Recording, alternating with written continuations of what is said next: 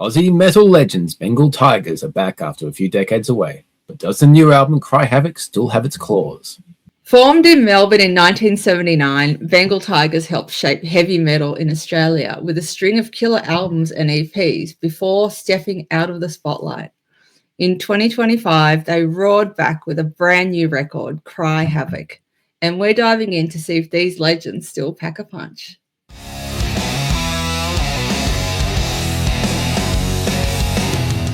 So we both listened to the Bengal Tigers album Cry Havoc, and for me, one of the first things that really popped out was just it took me back to that early 80s heavy metal sound.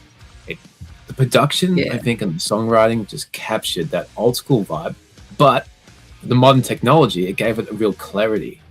It somehow had this great balance of the old and the new.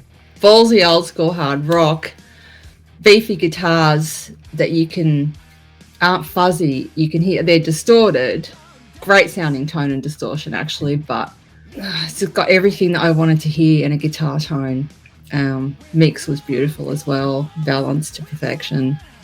And the old school comes back with the vocals as well. They are just so cool. You don't hear vocals like that anymore, but it's really cool to be able to hear them again and not have to listen to an old album. You get new music with such cool vocals like that. I really love that. It only took me half a song to kind of get a handle on his voice and think, oh, this is so good. And then I got a whole album's worth. I got that too, and I think there's a lot of personality in the way he delivers it. It's got that swagger that matches the music, and the lyrics, there's some straightforward storytelling in there, and you can tell while there's some menace to some of the themes, he's got that smirk and knowing like we're all here to have fun.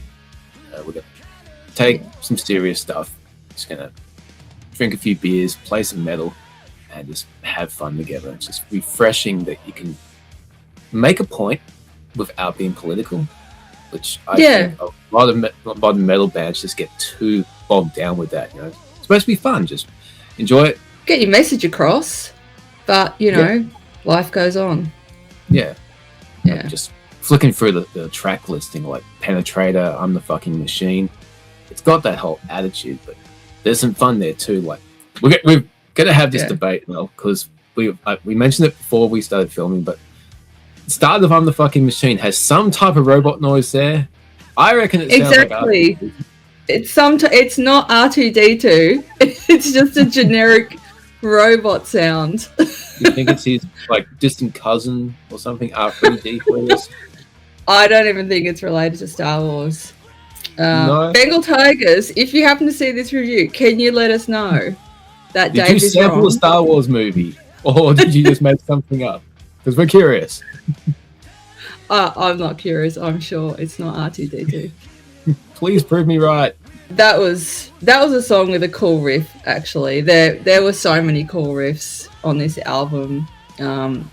Riding on the Storm kicks off with a killer riff, and they just keep riding on that one. Even after the vocals start, they just kind of hum the riff. It's just so well done.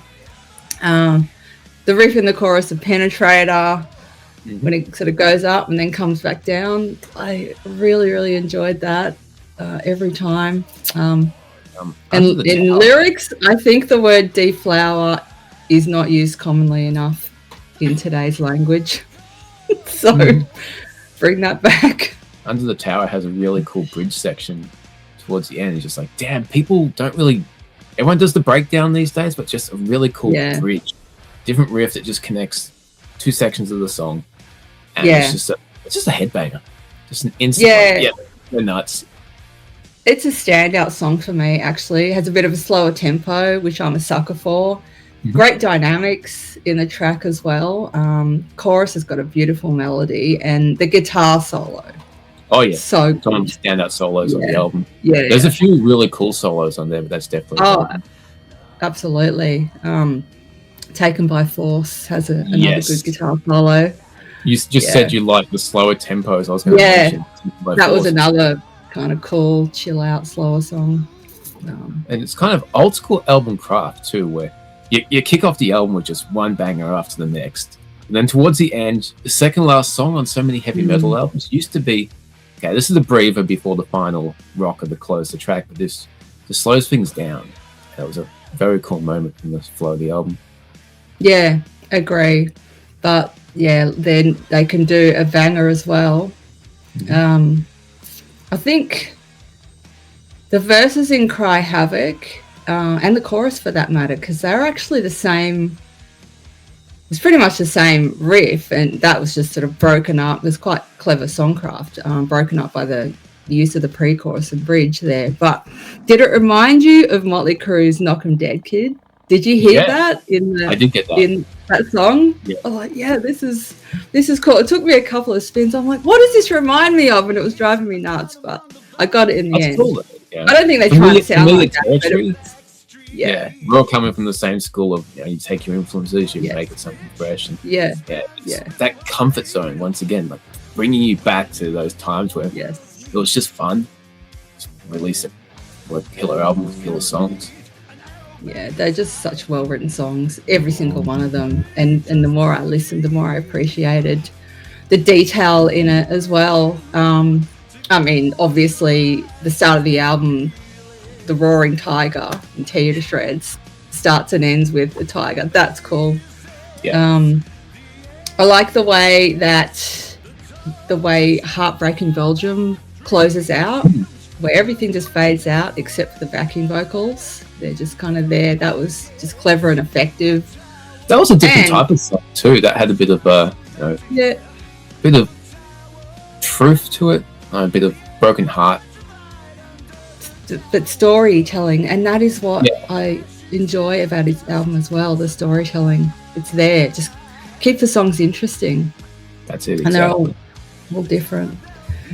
The cowbell in Riding on the Storm. No one uses cowbell anymore, and this madness needs to stop.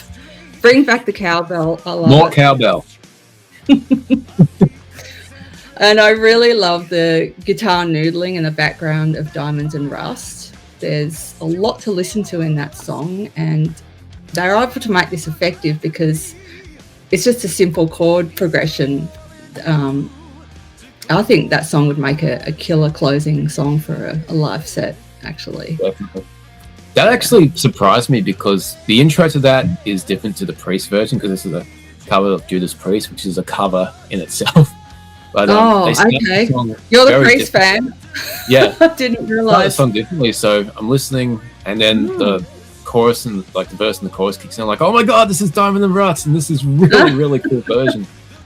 And the singer's just got this really great voice that suits this song, and it's a song that works acoustically because Priest have covered it acoustically as well, or heavy. It's just one of those timeless songs that you do it well, and could open the set, close the set. It's just really, really cool song.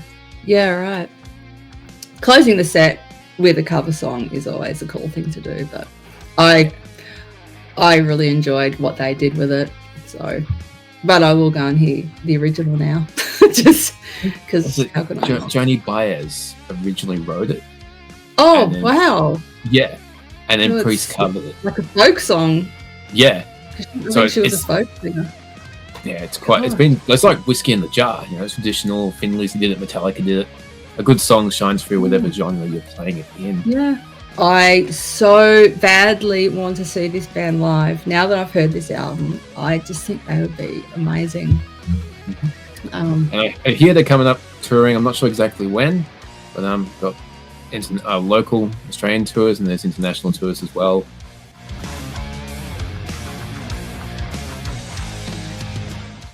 Yeah, this album has a sound that is them.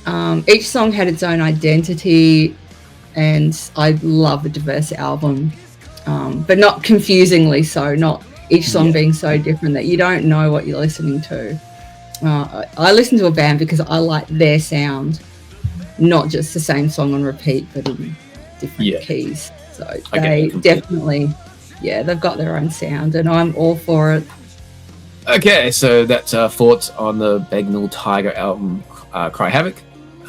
Jump in the comments, let us know what you guys think. It was certainly a joy for me to listen to. Yeah, well worth a listen, guys. If you're watching this review, hopefully you've either heard the album or you're now inspired to go and listen to it. Until next time, we'll see you in the dark.